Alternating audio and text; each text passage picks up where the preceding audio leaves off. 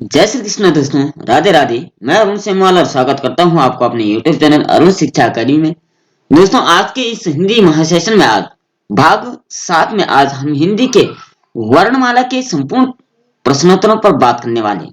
सूक्ष्म रूप से जानेंगे कि वर्णमाला आखिर क्या होती है, इससे कौन कौन से प्रश्न बनते हैं जो आपकी परीक्षा में अमूमन पूछे जाते हैं। ये हर परीक्षा के लिए लाभदायक है, चाहे वो 10th की हो, 12th की हो, 6, 7, 8, 9, 10, 11, 12 या कोई भी कॉम्पिटेटिव एग्जाम हो, उसके लिए यह बहुत उपयोगी साबित होने वाली चीज है, क्योंकि इसमें बेसिक ज्ञान हमने लिया है और संपूर्ण वर्णमाला का निष्कर्ष सार हमने इसमें लिया है, जो आपके लिए बेहद ही लाभकारी साबित होने वाले। हिंदी वर्णमाला के 15 इंपोर्टेंट प्रश्नों पर बात करने वाले हैं। इससे पहले अगर आप हमारे चैनल पर नए हैं तो प्लीज चैनल को लाइक शेयर एंड सब्सक्राइब जरूर करें, ताकि समय समय पर हम आपके लिए ऐसे महत्वपूर्ण हिंदी व्याकरण से संबंधित प्रश्नोत्तरों को हाजिर करते रहेंगे। और कमेंट में जय श्री कृष्ण अवश्य लिखें, ताकि श्री कृष्ण आपके कॉम्पिटेटिव एग्जाम को अच्छे से क्वालिफाई करा दे। चलिए सबसे पहले प्रश्न नंबर 1 की बात करते हैं। प्रश्न नंबर 1 है इसमें, वर्ण किसे कहते हैं? वर्ण का प्रयोग किन दो अर्थों में होता है? ठीक है, इसमें क्या कहा गया कि किन दो अर्थों में वर्णों का प्रयोग होता है।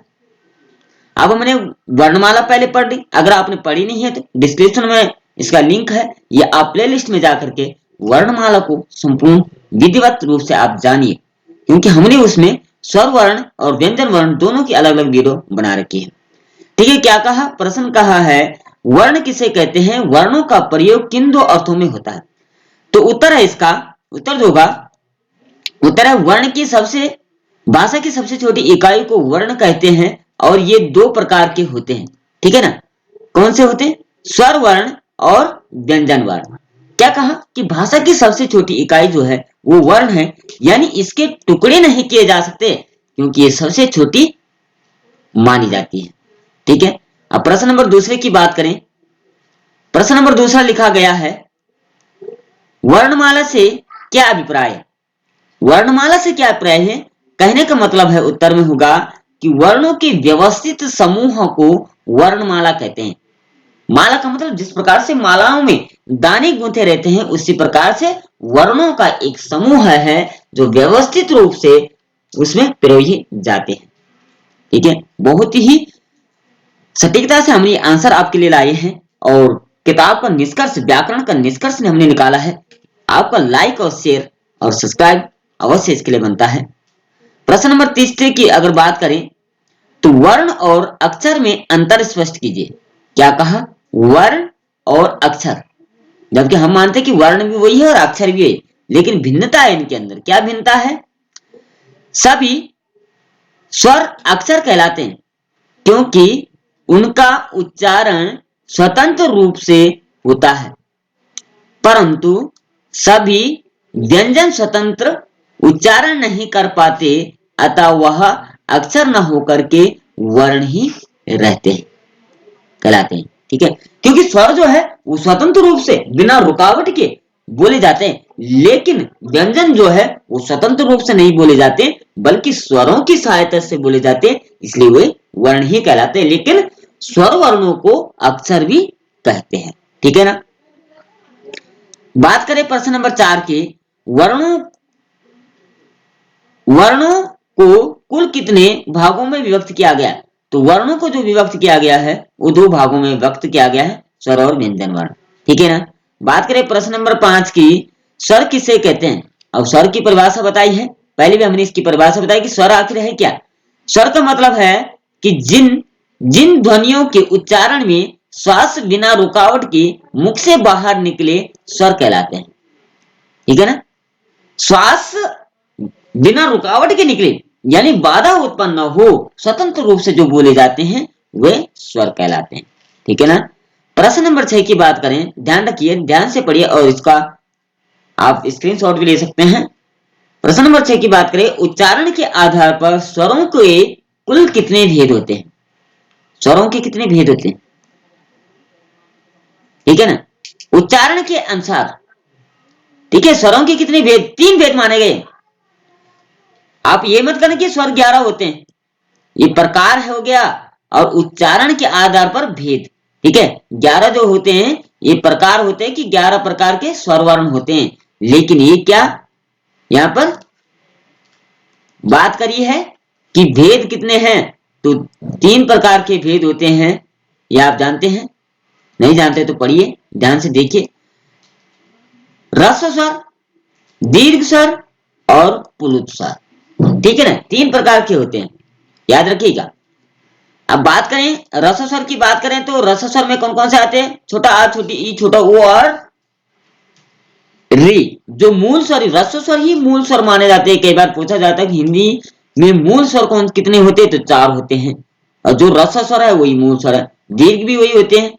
ठीक है, दीर्घ का मतलब है कि जिसमें स्वर से ज्यादा समय लगता है, ह्रस्व से ज्यादा समय लगता है, वो दीर्घ दुगना समय लगता है, वो दीर्घ स्वर कहलाते हैं। ए आई ओ औ, बड़ा आ, बड़ी ई, बड़ा ऊ। ठीक है ना। और पुलुत जिसमें ह्रस्व और दीर्घ से ज्यादा तिगुना समय लगता है, पुलुत स्वर कहलाता है। जैसे ओम, ऐसा हो गया। ठीक है ना। प्रश्न नंबर 7 की बात करें, यहां पर अयोग्यवाह, अयोग्यवाह से आप क्या समझते हैं? अयोग्यवाह जो वर्ण होते हैं वे कौन से?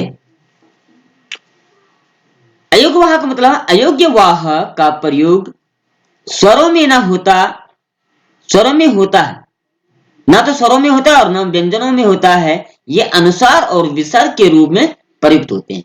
क्या कहा? ये तो ना स्वरों में इनका प्रयोग होता है, ना ही व्यंजनों में इसका प्रयोग होता है, अर्थात ये विसर्ग और अनुसार के रूप में प्रयुक्त होते हैं, यानी ये कहा जाते हैं अंग और आह। ठीक है ना। बात करें प्रश्न नंबर 8 की, विसर्ग से क्या कहा? विसर्ग से क्या अभिप्राय है? उदाहरण से दीजिए। और विसर्ग से क्या अभिप्राय है? कहने का मतलब है कि विसर्ग का चिन्ह स्वर के अंत में 2 बिंदी के रूप में और तत्सम शब्दों में ही यह प्रयुक्त होते हैं। ये जैसे दुख आ गया, प्रातः काल आ गया। ठीक है, क्या कहा उन्होंने, क्या बताया है, अर्थ बताया है कि स्वर विसर्ग जो है वो स्वरों के अंत में, चिन्ह स्वर के अंत में प्रयुक्त होते हैं। ठीक है, बिंदी के रूप में प्रयुक्त होते हैं, और इतना ध्यान रखिए कि ये तत्सम शब्दों में ही प्रयुक्त होते हैं। ठीक है ना। तत्सम का मतलब है जो संस्कृत का ही रूप है हिंदी में प्रयुक्त हो रहा है, और तद्भव का मतलब हो गया जो इसका हिंदी उदाहरण हो गया। ठीक है, इतना ध्यान रखिएगा। कई बार पूछा जाता है कि विसर्ग, जो विसर्ग कहाँ प्रयुक्त होते हैं, तो ये तत्सम शब्दों में ही प्रयुक्त होते हैं। ठीक है ना। प्रश्न नंबर 9 की बात करें, मात्रा किसे कहते हैं? मात्रा किसे कहते हैं, उदाहरण से दीजिए। तो मात्रा का मतलब है जैसे चा हलंत हो गया, प्लस आ स्वर हो गया, प्लस ई, सॉरी इसमें चा आना था, प्लस चा प्लस ई आना था, तब जाकर के। कहने का मतलब है कि व्यंजन वर्णों के साथ स्वरों का मेल होता है, ये मात्राओं का प्रयोग किया जाता है। इसमें आ की मात्रा का प्रयोग किया गया है, मतलब ये तो आ की मात्रा हो गई। ठीक है ना। और ई की मात्रा का प्रयोग कैसे हुआ? ई की मात्रा का प्रयोग ये हो रखा है इसमें। ठीक है ना, बड़ी ई की मात्रा का प्रयोग हो रखा। ठीक है। प्रश्न नंबर 10 की बात करें, स्वरों और व्यंजनों में मुख्य अंतर क्या है? तो स्वरों और व्यंजनों में क्या अंतर होता है? स्वर जो है वो स्वतंत्र रूप से बोले जाते हैं, और व्यंजन स्वरों की सहायता से बोले जाते हैं। ठीक है, इतना ही अंतर है, क्योंकि स्वर जो है मुक्त कंठ से बोले जाते हैं, इनमें कोई बाधा उत्पन्न नहीं होती है, श्वास जो है बिना रुकावट के हमारे मुंह से बाहर आती है। लेकिन व्यंजन वर्ण जो है ये रुकावट उत्पन्न करते हैं, बाधाएं उत्पन्न करती है, और बिना स्वरों के सहायता से नहीं बोले जाते हैं। ठीक है ना। बात करें प्रश्न नंबर 11 की, संयुक्त अक्षर से क्या अभिप्राय है? संयुक्त अक्षर क्या होते हैं? कहने का मतलब है, उत्तर में अगर हम जानेंगे, इनका प्रयोग पहले ही किया जाता है, यानी ये वर्णों में नहीं गिने जाते हैं, व्यंजन वर्णों में, क्योंकि इनका प्रयोग हमने पहले कर दिया। जैसे का का प्रयोग पहले आ गया, ये स्पर्श व्यंजन में आ रखे, सा का प्रयोग भी पहले आ गया, ऊष्म व्यंजन में आ रखे हैं। ठीक है ना, तब जाकर के अक्षर बनता है। जा का प्रयोग भी पहले आ रखा, क्योंकि ये स्पर्श व्यंजन में होता है, और यहाँ का प्रयोग पहले आ गया, ये भी स्पर्श व्यंजन में है, यानी ये ज्ञा हो गया। ता का प्रयोग पहले आ रखा है, रा भी पहले आ गया, इसलिए ये तरा बना हुआ है। सा का प्रयोग भी पहले आ गया, सरा बना हुआ है, इसलिए ये क्या है, पहले से ही प्रयुक्त हो गए।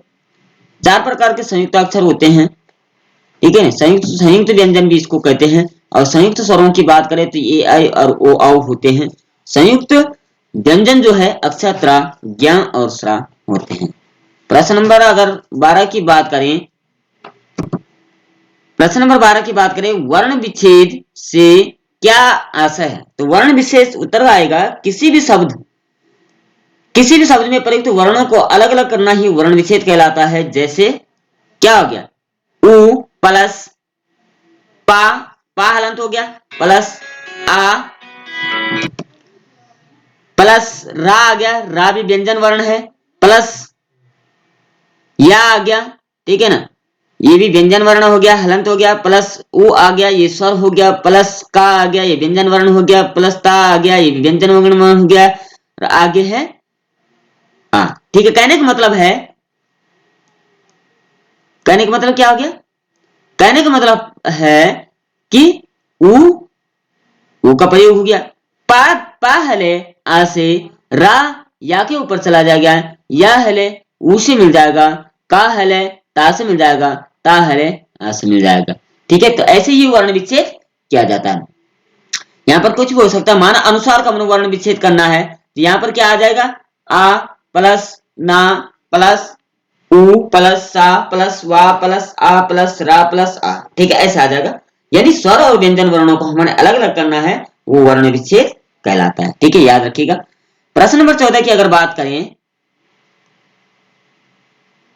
क्वेश्चन नंबर 14 की बात करें, अनुस्वार और अनुनासिक का प्रयोग वाले शब्द छांटिए। यानी ये शब्द नीचे दे रखे, इनमें से हमने छांटने हैं कि अनुस्वार और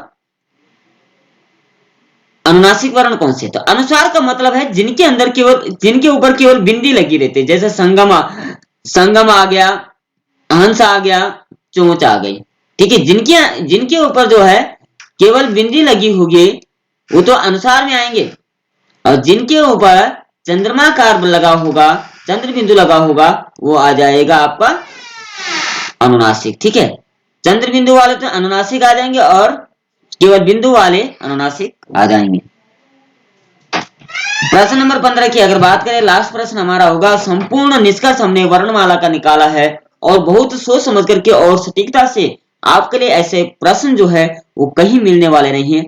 बहुत मेहनत करके हमने ये निकाला है और इसको आप रट लीजिए, क्योंकि ये आपके लिए एक सफलता का माध्यम बन सकता है। 15वां प्रश्न होगा, हिंदी में गृहीत आगत ध्वनियां कौन सी होती है।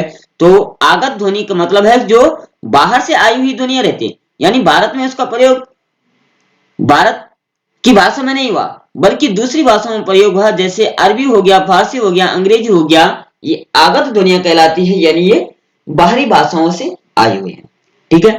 तो ये संपूर्ण 15 प्रश्नों का हमने निष्कर्ष किया। संपूर्ण वर्णमाला से संबंधित प्रश्न थे जो इंपोर्टेंट माने जाते हैं और कहीं ना कहीं एक प्रश्न अवश्य टकरता है। आशा है ये वीडियो आपको पसंद आएगी। वीडियो पसंद आए कमेंट में जय श्री कृष्ण अवश्य लिखें और आपको वीडियो कैसी लगी यह भी अवश्य लिखें। आज के लिए इतना ही। जय श्री कृष्ण, राधे राधे।